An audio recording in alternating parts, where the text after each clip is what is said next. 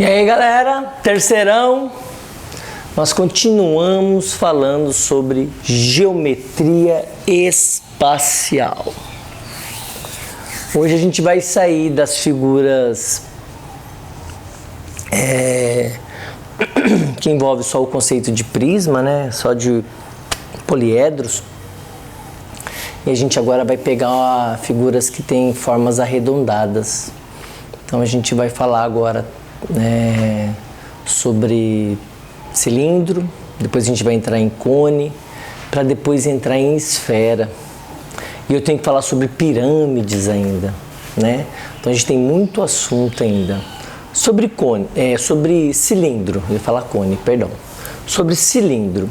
Cilindro é uma lata, tá? Pode ser uma latinha de cerveja, pode ser uma lata de óleo, que apesar que hoje lata de óleo não é mais da forma de cilindro, né? Mas antigamente essas latas de óleo, tudo era...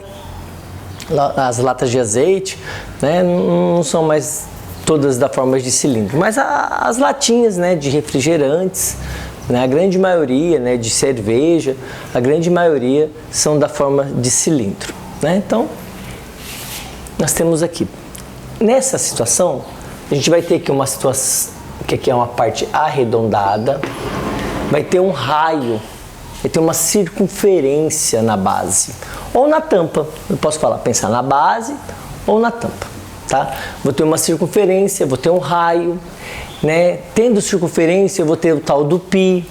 Quem é o π? Flor. O π aqui para nós, diferente lá do ano passado, que a gente trabalhava com trigonometria, o π lá na trigonometria em radianos era 180 graus. Aqui dentro da geometria, né, não trigo, né, e sim gel, né, na geometria, o π vale aproximadamente 3,14, né?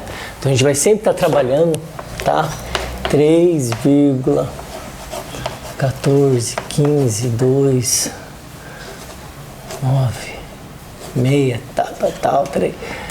Ah, não importa, né? Vamos pegar aqui com 3,14, um valor aproximado, né? Π é infinito, tá? Vamos falar aproximadamente 3,14, tá? Se a gente planificar isso aqui, então eu tenho aqui um cilindro, estou sem nenhum objeto cilindro aqui agora, perdão. Ah, aqui, pega esse copinho aí, né? Então, ó, obrigado, Gubira, né? Então eu tenho aqui esse objeto cilindro, então eu tenho aqui, ó, uma circunferência no topo, uma circunferência. Então eu pego a tesourinha mágica, venho recortando ele aqui, abro a tampa, abro o fundo e abro essa caneca. Então, quando eu abro a caneca, plá, eu tenho o topo, o fundo e abri a caneca. Esse cara aqui, ó,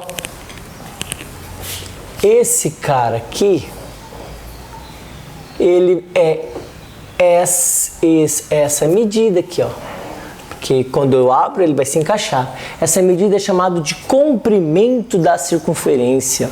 O comprimento da circunferência é 2πr. Então essa medida aqui, ó, da base deste retângulo é 2πr.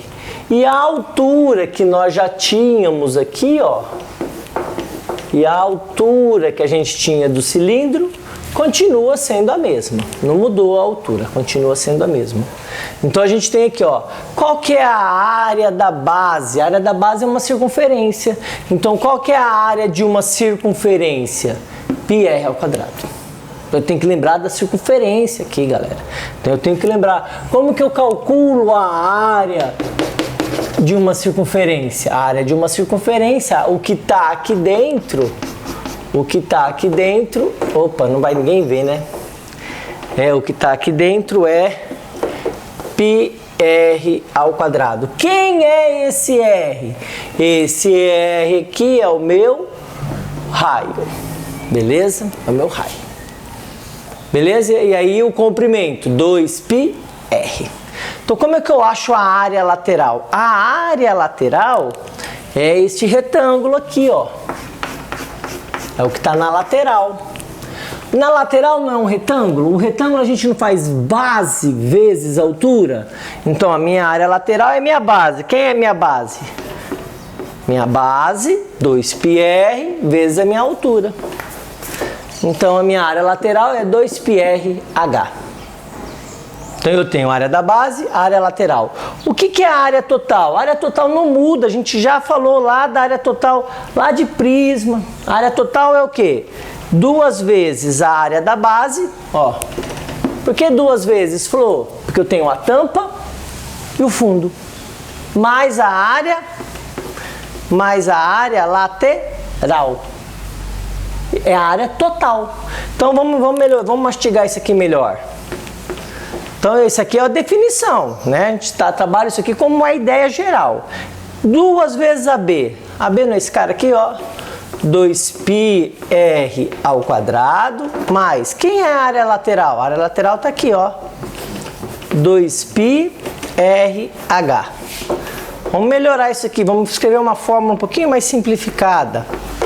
Eu não tenho os dois, o número 2 aqui? Tenho, em evidência. Eu não tenho o π aqui? Tenho. O R não está aqui, o R não está aqui? Tenho. Aqui não tem um R ao quadrado? R ao quadrado seria um R vezes outro R. Eu já coloquei ele em evidência. Então sobrou um R na primeira parte e aqui sobrou um H. Então a fórmula mais direta para a área total fica sendo área total 2πr que multiplica R mais H. Tá? Porque a gente vai ter sempre nas fórmulas, Gobira, sempre vai ter o valor do R, vai ter o valor do H, tá? Então, se eu quero calcular, calcule a área total. Aí, pô, se eu quero calcular a área total, eu venho e jogo nessa fórmula direto. Aí, se o cara não lembra dessa fórmula, o que ele tem que fazer? Calcula a área da base, depois ele calcula a área lateral, e aí ele vai para a área total. Aí ele vai dobrar a área da base, somar com a área lateral e aí ele acha a área total. Dá o mesmo resultado? Dá. Mas e se ele errar na área lateral? Aí ele erra a área total. Então, quando você tem a fórmula, você usa a fórmula e vai direto. Aqui é um jeitão direto se você tem as informações.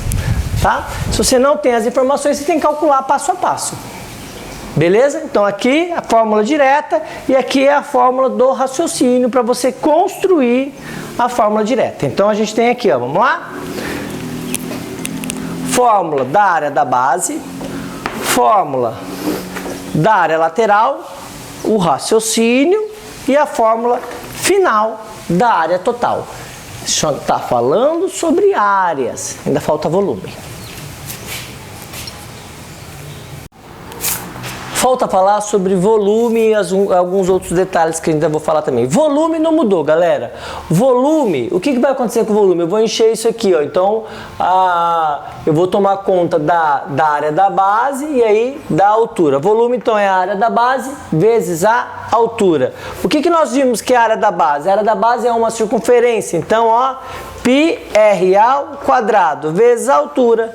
Então, o volume fica sendo πr ao quadrado vezes a altura. O raio é centímetros quadrado, mais a altura centímetros, centímetros ao quadrado vezes centímetros vai me dar centímetros cúbico. Então, volume, unidades cúbicas. Cone e equilátero. Cone e equilátero, o que ocorre, ó? Vai ocorrer essa situação aqui, ó. Eu vou ter um raio aqui e uma altura. Vai acontecer que a minha altura é 2 vezes o raio. Falou, mas isso aqui não é um cone, isso aqui é um quadrado. Ah, legal. Ó, galera. Vou ter que trocar a cor. Vou trocar de cor.